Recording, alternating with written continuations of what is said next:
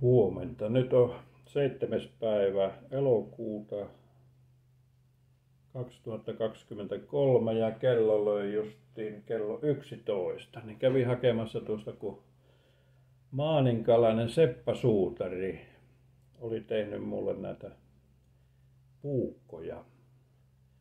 Niin esittelenpähän nyt Seppa Suutarin tekemiä puukkoja tässä, että se on alusta loppuun tehnyt itse nämä ja tupet ja kirjoitukset ja terät ja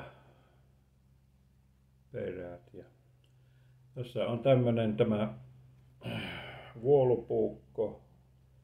Se on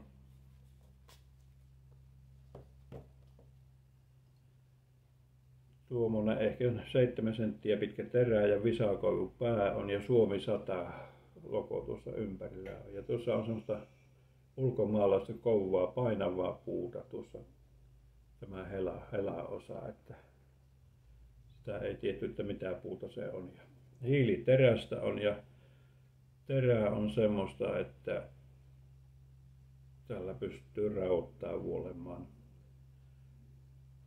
Ja itse olen takonut ja karkassut nämä. Salainen menetelmä on, että tämmönen vuolupuukko on tässä. Ja sitten on seuraava puukko, tämmönen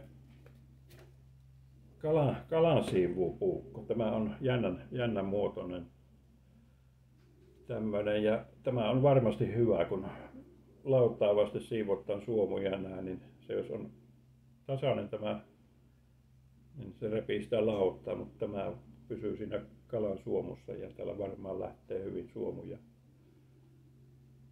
Terä on sitten pikkusen erilainen materiaali tässä, mutta on vähän salaisuuksia, että mistä aineista on tehty nämä terät.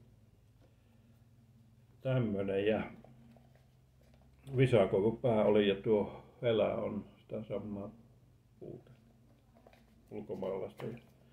Sitten on tämmönen meikäläiselle tehty lintupuukko, jolla lintuja vuollaan. Tämä on tavallaan niin kuin näin päinhän se terä nousee, mutta tässä on niin näin päin. Tällä ei töki niin pahasti noita. Ja siinä ei tarvii olla sitä terävää kärkeä ylöspäin. Ja sopiva pitkä terä on ja käteen istuva on kahva visakoivua. Suomi 100 logolla ja tupet on edelleen tehty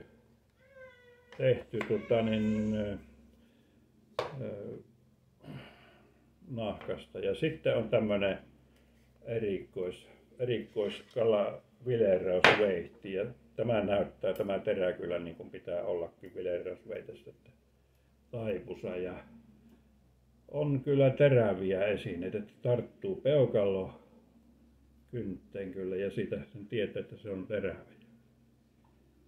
Karhunpää, siinä on silmät siinä tehty karhunpää päällä ja visakoivua, kahva ja tuppi on tämmönen puusta tehty ja sinne on piirretty lohenkuvaa ja täällä on numero 53 numeroitu tämä puukko. Ja päivän määrät täältä löytyy takaa. Täällä on 5. päivä 8. 2023 valmistunut tämä näin. Siinä on päivämäärä. Ja Seppa Suutari oli tekijä. On semmoinen tekijä, että kyllä havumetsistä löytyy puukon tekijöitä. Tämän tietää, kun paperia tuossa leikkasin, niin kokeillaanpas.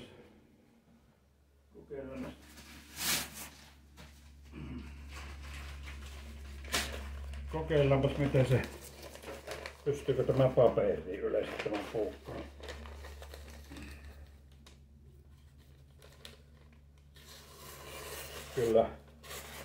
Kyllä menee paperi suikalle.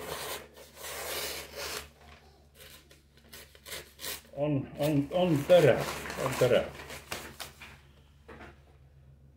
täytyy ruveta kokeilemaan, miten tällä lintu onnistuu. Ja tämmönen oli ja tehty Savossa ja Maaningalla ja Seppä Suutari on tekijä. Kiitoksia Sepälle, kun teki nämä puukot ja kyllä on kiitollinen tästä asiasta. Ei muuta kuin hei vaan.